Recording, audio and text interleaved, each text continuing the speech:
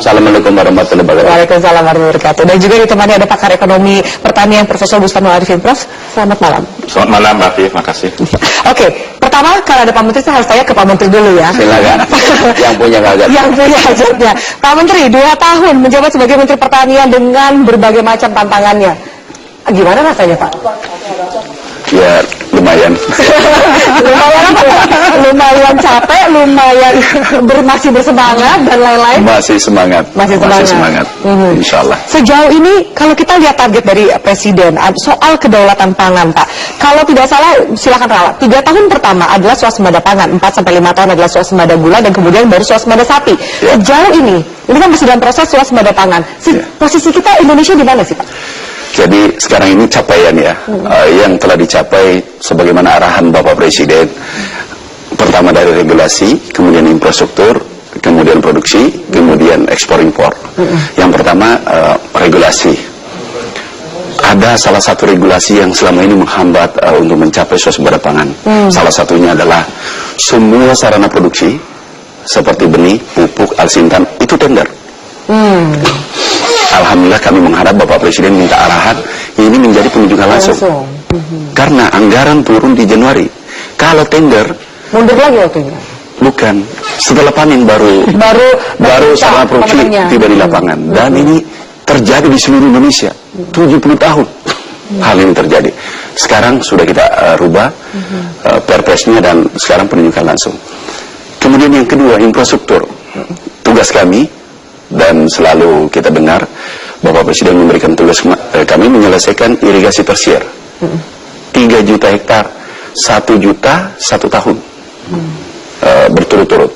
Alhamdulillah dengan kerja keras kita semua selesai dalam waktu 1 tahun lebih. 3 juta 80 ribu hektar sudah selesai sampai dengan hari ini. Kemudian infrastruktur lainnya alsintan naik 2000% dibanding tahun sebelumnya. Apa tujuan alsintan ini? Ini menekan biaya produksi. Seperti combine harvester. Dulu biayanya 2 juta per hektar panen tanam. Sekarang hanya 1 juta. 50% kita pangkas. Dan ini bisa dicapai, swasembada ini bisa dicapai kalau pertanian modern dengan mekanisasi. Kemudian ekspor impor. Kami ralat sedikit. Target Bapak Presiden kepada kami ditargetkan adalah padi, jagung, kedelai. Gula termasuk situ, Pak? Berikutnya 3 yang diberikan. Kemudian padi, beras. Produksi kita aram 2 minggu lalu naik 79 juta ton. Ini tertinggi selama 10 tahun. 79 ton. Kemudian stok kita sekarang ada 2 juta ton, cukup untuk sampai dengan bulan Juni. Dan kita jangan lupa, pernah ada El Nino, ada La Nina. Tahun pertama ada El Nino, tahun kedua ada La Nina. Dan kita harus membandingkan data apple to apple. 97 kita impor 5 juta ton, 98 kita impor 7 juta ton. El Nino, La Nina, berarti 12 juta ton. Tahun 2015 kita impor 1 juta ton, penduduknya 252 juta. Di 97 penduduknya 202 juta, selisih 50 juta. Kalau kita interpolasi, harusnya kita impor 15 juta. Jadi tahun pertama berhadapan El Nino, tahun kedua berhadapan La Nina.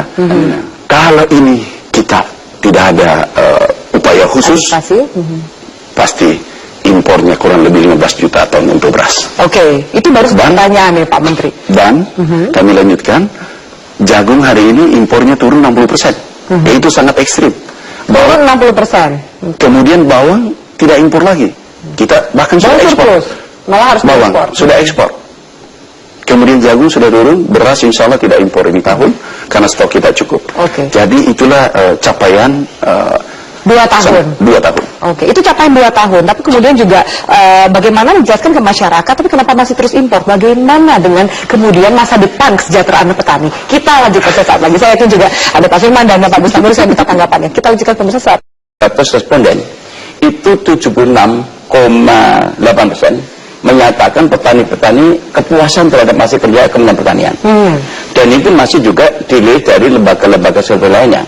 Artinya bahwa apa yang disampaikan Pak Menteri tadi memang benar adanya. Itu memang terasa Dia. Saya sendiri sebagai wakil rakyat yang selalu terjun di lapangan, itu sangat membantu terhadap apa yang selama ini menjadi kesulitan daripada petani kita. Terutama Pak Menteri tadi menyampaikan bahwa begitu mahalnya biaya-biaya untuk mulai tanam sampai panen, itu sekarang ini tenaga kerja di tingkat desa itu nyaris tidak ada. Karena mereka dulu itu menganggap bahwa pertanian itu tidak menjanjikan dari aspek ekonomi. Sapi sudah tidak ada, mereka menggunakan tenaga manusia yang mungkin 1-2 minggu bisa hanya 1,5 hektar, bukan 1,5 hektar itu bisa dikerjain dalam waktu mungkin 1 minggu. Sekarang dengan menggunakan mekanisasi itu efektif sekali dan efisien. Jadi produktivitas juga jauh lebih meningkat. Produktivitas jauh lebih meningkat. Namun persoalannya memang ada. Menteri Pertanian tidak bisa berdiri sendiri. Harus disupport kalau kita memang akan mencapai tujuan yaitu menuju kedaulatan pangan. Ya, yang tadi disinggung mengenai masalah impor. Nah ini kan ada lintas sektor yang harus berpihak kepada Kementerian Pertanian. Karena mengenai pangan ini menjadi hal yang sangat fundamental. Kalau kita bicara konstitusi, itu hak asasi manusia. Yang namanya pangan itu adalah kebutuhan yang sangat mendasar. Oleh karena itu tugas Pak Menteri memang sangat berat. Tapi saya memberikan apresiasi begitu kerja keras beliau selama 2 tahun. Yang dulu saya katakan, mohon maaf, saya sangat senang. Punya kali sih kalau muji-muji Pak Menteri ini ya. Harus kritik juga dong anggota DPR nih. Pertama kali saya kritik beliau. Pertama kali mengkritik beliau. Begitu setelah di lapangan saya rasakan, oh menarik juga ini. Kritik dulu paling keras ke Pak Menteri apa Pak? Pertama kali yang saya mengkritik keras itu ketika Pak Menteri membuat kebijakan melibatkan TNI. Saya katakan ini bagaimana Pak Menteri? TNI itu tugasnya bukan menjadi tenaga pendamping atau PPL. Dan ternyata setelah terjun di lapangan, saya evaluasi selama setengah tahun dan saya ketemu mereka. Luar biasa. Kenapa? Mafia pupuk bisa terberantas. Mafia pupuk bisa terberantas. Kemudian mafia-mafia yang lainnya itu bisa terberantas. Masa sih? Kita tanya nih, sudah Pak Firman yang udah bawa soal mafia pangan nih Pak. Apalagi import ini kan tentunya belum semua, tapi ini sudah ada tanda-tanda membaik.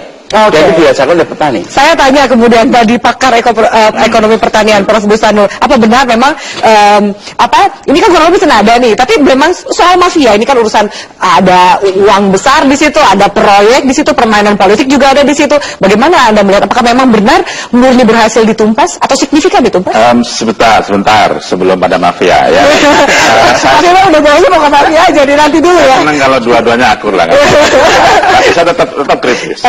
Sama Pak Menteri sama kebijakan pertanian, misalnya yang tadi Pak Menteri belum sebut itu kan ada 3 target, padi, jagung, kedelai.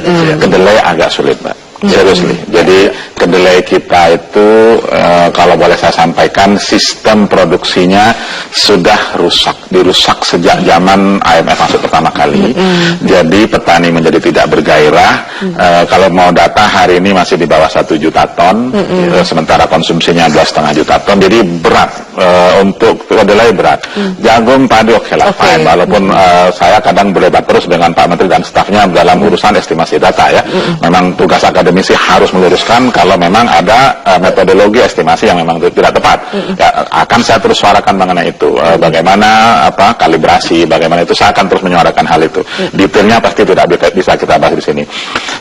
Yang kedua yang juga menjadi perhatian masyarakat, saya kebetulan tadi juga ditanya teman-teman media, ada data tiba-tiba impor masuk mengenai impor beras.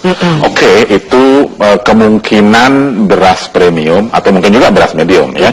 Jadi datanya ini data ini Pak Firman, data dari catatan ekspor impor 1,14 kalau nggak salah. 1,1. Ya, itu big itu jumlah besar Pak untuk kondisi yang seperti sekarang. Mungkin itu beras premium. Beras premium Pak Afi, beras kualitas tinggi yang mungkin kita tidak dapat memproduksinya ya. dan kita untuk keperluan khusus ya, homali apa dan seterusnya ya, ada beberapa jenisnya. Tapi kan kritik saya ke Pak Menteri bisa sampaikan begini, bagaimana caranya sekarang kita didik petani agar mampu menghasilkan beras yang kualitas premium, supaya harga terima dia bisa tinggi juga. Toh kita membangun pertanian tetap berorientasi kesejahteraan petani kan, walau bagaimanapun. Mengapa ke sana, dan inilah mungkin mulai masuk ke substansi.